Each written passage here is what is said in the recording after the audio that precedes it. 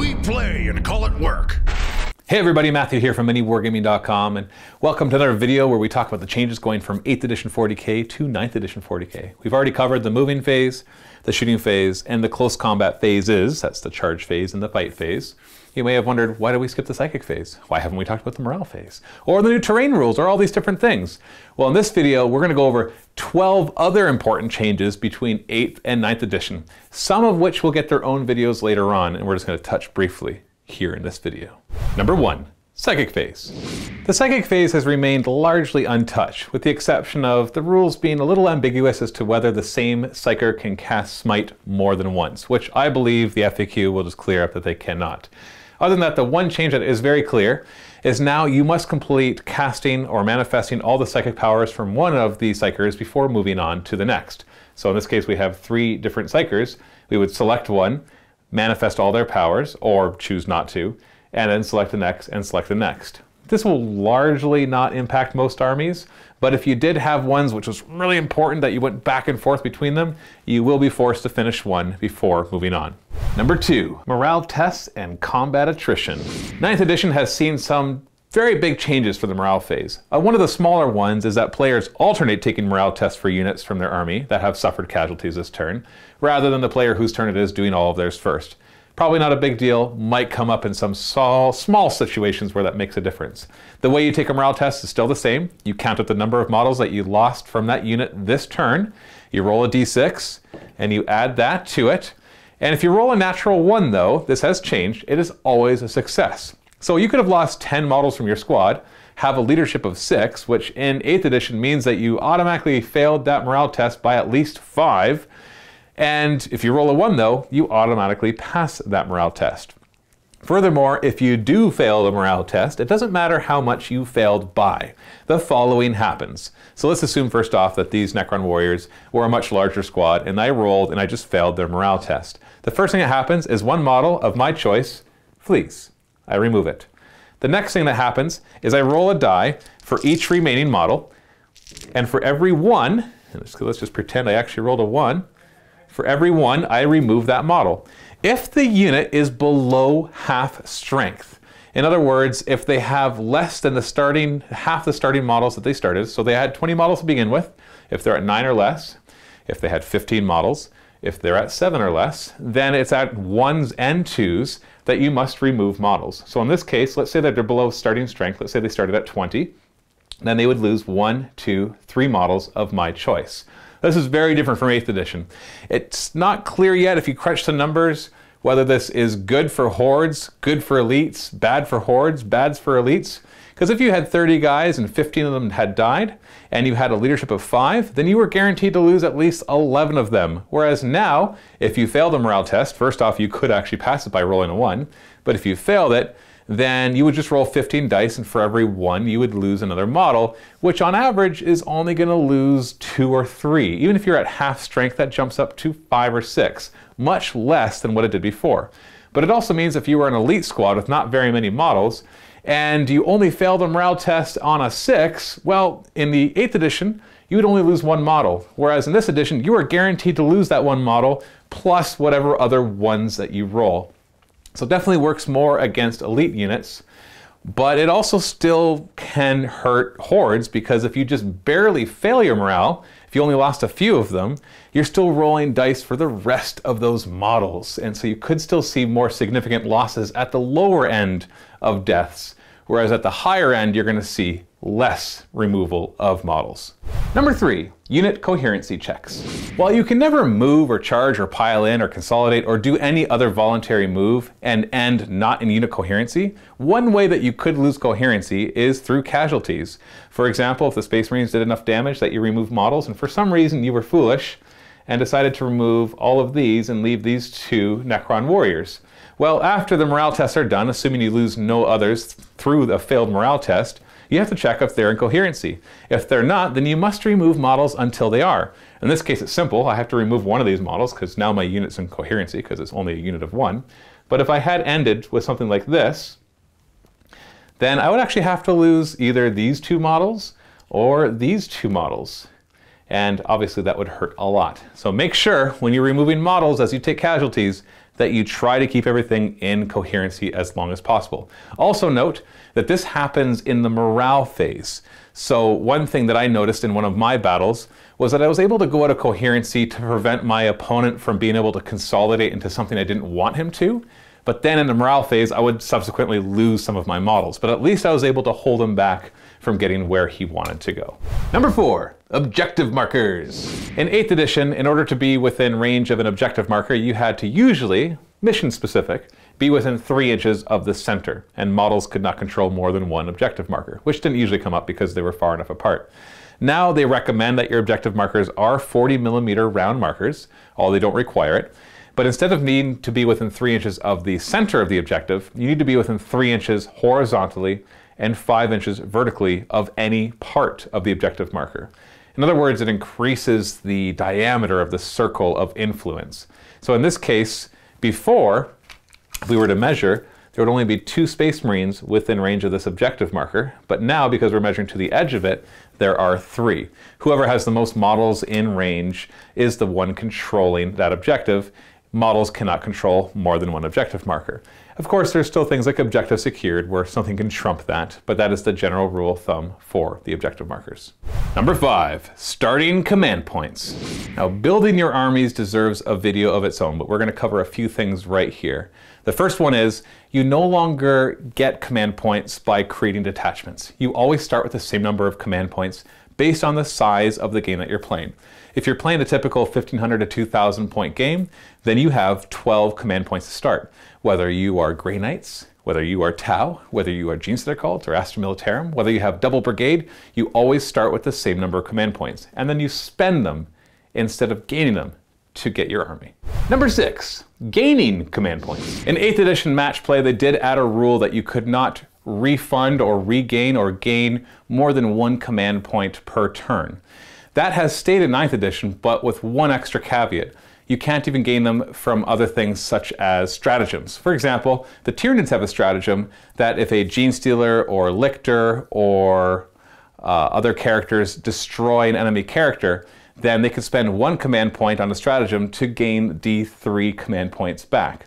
Well, obviously we're going to probably see an FAQ that'll fix that one, but right now that would not let you gain more than 1, which means don't bother using it because you spent 1 to gain 1, and that's all you're going to get. But it might come up in other places in the future. We have already seen stratagems that cost 0 command points to gain 1 command point when certain events happen. But no matter what the source, except for the beginning of the turn command point that you get, or other mission-specific ones, you can never gain more than 1 per turn. Number 7, list building and detachments. Creating a Battle-Forged army has improved significantly over 8th edition, in my opinion. Once again, this deserves its own video, so I'm just going to give you the basics. We have pretty much all of the detachments from before: Patrol, Battalion, Brigade, Vanguard, Spearhead, Outrider, and then we still have the Supreme Command, Super Heavy, Auxiliary, Fortification, and Auxiliary Support Detachment. You'll notice that the Air Wing detachment is missing. Supreme Command detachment has changed drastically to only include a Primarch, Demon Primarch, or a Supreme Commander. It's no longer multiple HQ choices, and it must be your Warlord as well.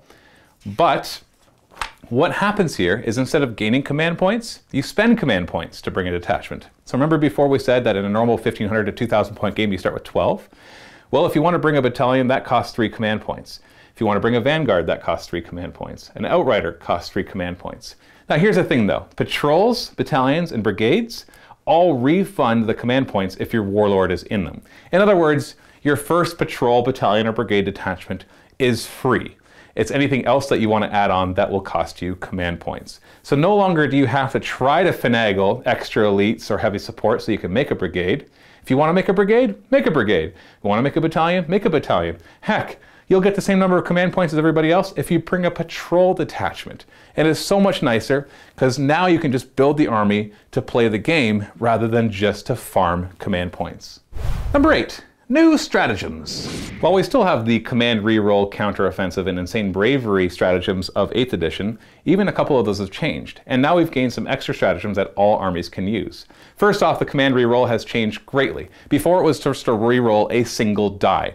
So if you were charging, you'd only reroll 1 of the dice of your charge. A psychic test, 1 of the dice of the psychic test. Or if you rolled 10 hit rolls, you could only reroll 1 of them with a command reroll. Now it is to reroll a single hit roll, wound roll, damage roll, saving throw, advance, charge, psychic test, deny the witch test, or the number of attacks by a weapon. That is all you can re-roll. So in a game that I was playing, I got to do d6 mortal wounds and I rolled a 1. I could not use a command point to re-roll how many mortal wounds I did because it is not on this list. Furthermore, if you use the command re-roll stratagem on something like a charge test, you have to re-roll both dice. In some cases that is nice if you roll a double 1 or double 2. Other times you roll a 6 and a 1 and you wish you could just re-roll that 1. In 8th edition that's exactly how you'd have to do it. In 9th edition you have to re-roll both of them. It's still a single hit roll though, because remember the rules are written assuming you're going to do your hits one at a time.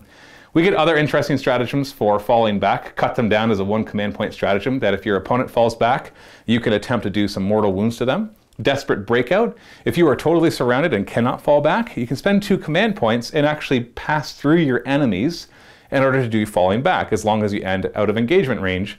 And then you might lose some models there too. We talked about emergency disembarkation in the movement phase video, where you can place your models wholly within 6 inches of the destroyed vehicle rather than 3 inches, but it does increase your casualties. And then the big one, of course, is fire overwatch. Instead of every single one of your units firing overwatch, only one of them can, unless you've got special rules like the Tau. Lastly, insane bravery has changed that you can only use the stratagem once per battle. Not sure why they decided to do that, given that it's 2 command points, already pretty expensive. But I'm actually kind of happy to see that because I'm an adamant Age of Sigmar player, and Insane Bravery is kind of the annoying one over there as well. Number 9, dice modified to 1. Near the beginning of the rules, it talks about how when you're applying modifiers to a die roll, that you can never modify the die roll below 1. This is an important distinction in case something says a roll of 1 does the following, rather than an unmodified roll. However, it creates some interesting questions. For the most part, it's not going to really change anything about how anything works. But there is one interesting thing. If you have a save characteristic of 1+, then all of a sudden, your save characteristic basically is much better than what it should be. Here's what I mean by that. This depends on an FAQ as well, because we're looking at the new Indominus rules, and Storm Shields are no longer a 3-up invuln, they are a 4-up invuln, and they increase your save characteristic by 1. They improve it by 1. They don't give you +1 to saving throws, they improve your save characteristic by 1.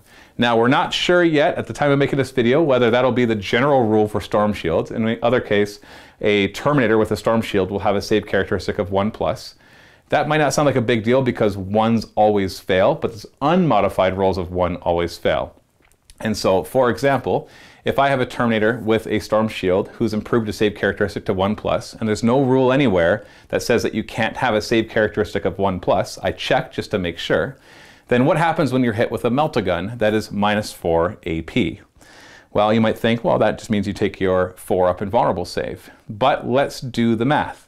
Let's say I roll a natural 2 on my dice, I subtract 4 from that 2 because of the armor penetration, but I can't reduce my die roll below 1, so I reduce that die roll to a 1, now my 1-up save passes, because it only says unmodified dice rolls of 1 always fail. So in essence, a Terminator with a Storm Shield, if we use the Storm Shield rules as written in the Indominus box, has a 2-up invulnerable save, not just a 1-up armor save. I have a funny feeling they're going to FAQ it to be unmodified and modified rolls of 1 on saves always fail. At least I hope they will. So probably not going to matter to anything else. Number 10, strategic reserves. We'll probably go into more details of strategic reserves in another video because there's a lot to it. It's a brand new thing to 9th edition. But essentially now there's a way for every army to place some of their models into reserve. The amount of command points this costs depends on the power rating of the units that you place. So whether you're playing points or power, you need to know the power rating of your units. If you place between 1 and 9 power, it costs 1 command point, 10 to 19, 2, etc., as it says. Strategic reserves arrive later by coming on the sides of the tables with certain restrictions based on what turn it is, but essentially allows you to have things off the table. This is in addition to any rules on your data sheets that allow you to place things off the table, such as anything that can fly, being able to typically come in on anywhere on the table more than 9 inches away from your opponent, or things being able to burrow under the ground or teleport in or be summoned in. Any of those will still have their normal rules. Aircraft and strategic reserves work even more interesting because they can now leave the table if you're playing with strategic reserves. And when they do, the next turn, they actually just drop in anywhere on the table they want, more than 9 inches from enemies, facing whatever direction they want. And they count as having moved, of course, their maximum move. So that'll make them even more versatile as they fly off and come back on wherever the heck they want. Number 11, actions. The mechanic of actions has been introduced. So far, I've mainly seen this used as mission objectives, but I wouldn't be surprised to see this show up in future data sheets. There are regular actions and psychic actions. They're basically what you do with a unit instead of them functioning as normal throughout the turn. For example, I've seen actions where if you want to get extra victory points, you have to have an infantry unit spend their entire turn on an objective marker raising up a flag. They can't shoot, they can't fight, there can't be enemies in engagement range, and if they end their turn having fulfilled all of that, then you get to mark this objective as having a flag on it, and you get extra victory points. There's also psychic actions that work well for secondary objectives, or for primary objectives as well. These will come up more in missions, and we'll see where else Games Workshop plans on using these in the future. Number 12, terrain. This definitely deserves its own video because Games Workshop has totally revamped how terrain works in 40k, and I have to say, so far, I absolutely love it. We've already played a bunch of battle reports, and I feel that the terrain I put on the table is having much more of an effect without adding too many complicated rules to the game. So once again, we'll make another video about this, but there's several pages for this. The first one puts them into categories: hills, obstacles, area terrain, and buildings. Buildings being like fortifications and actual buildings that you own and that count as your unit. And then on top of that, you assign them keywords, which feel very overwhelming at first because there's a lot of them. Defensible, defense line, breachable, difficult ground, dense cover, unstable position, exposed position, obscuring, light cover, heavy cover, scalable, and inspiring. But once you get to know them, you realize they're just trying to categorize all the things that terrain used to do anyways, and just make it that much clearer of how it's going to work. For example, obscuring allows you to give terrain features that are at least 5 inches in height the ability to block line of sight beyond them. Even if you can see something beyond it, you can say these ruins are obscuring. So something is beyond the ruins and you can only see it through this terrain feature, you cannot see it at all. Now some people are going to immediately balk at that and be like, oh, I don't like that rule because obviously I can see him. But if you think through the abstract nature of it, it does work, and also functionally, it allows you to have your terrain have more of an impact on the game. They even give you a page of suggested terrain features, or common terrain features I should say, it doesn't say that these are suggested, for what's mostly going to be on your table, such as ruins, craters, armor containers, barricades, fuel pipes, etc. You've got woods, trees, you've got battlefield debris, you've got an industrial structure, you've got an imperial statuary, and even ruined walls, which they treat separately from ruins, and you can kind of see how they are different and how they would function. We've already had a lot of discussions with a lot of our custom terrain exactly how they're going to work, but I still feel confident that with these rules, we'll be able to have them make sense, work and function in the game, and make a difference to how the game plays. And we'll make sure to cover this in another video because there is a lot to talk about here. And that's 12 big changes going from 8th edition to 9th edition. Well, maybe not all big, some of them a little small, insignificant, but still interesting. So what do you think was the most important one of those? What do you like the most? What do you hate the most? What other changes have happened in 9th edition that you are aware of that you want to talk about, whether good or bad? Do you like the new terrain rules? Do you hate the new terrain rules? Let us know in the comments below because we'd love to hear your opinion on all these things. And if you think I got anything wrong, feel free to tell me too, because heck, I don't want to be making mistakes in our battle reports. And remember, if an FAQ comes out, a lot of this might be invalid because they might change all sorts of stuff, especially fixing holes like storm shields giving you a 2-up invulnerable save, or being able to smite as many times as you're able to cast powers. But I have a funny feeling we'll see some changes in the FAQs, especially to all the different armies. So let us know in the comments below what you like. Stay tuned for more 9th edition coverage. Happy wargaming. Vault members, click on the link below to see our next matchup, which will be 1,500 points of World Eaters versus 1,500 points of Space Wolves. My opponent will be Luca, and we will be fighting Scorched Earth, Eternal War, new mission from 9th edition 40k on this battle. Click on the link below to see this matchup, as well as all of the other new battles that we have in the MiniWarGaming Vault that we're battling for you. Happy wargaming!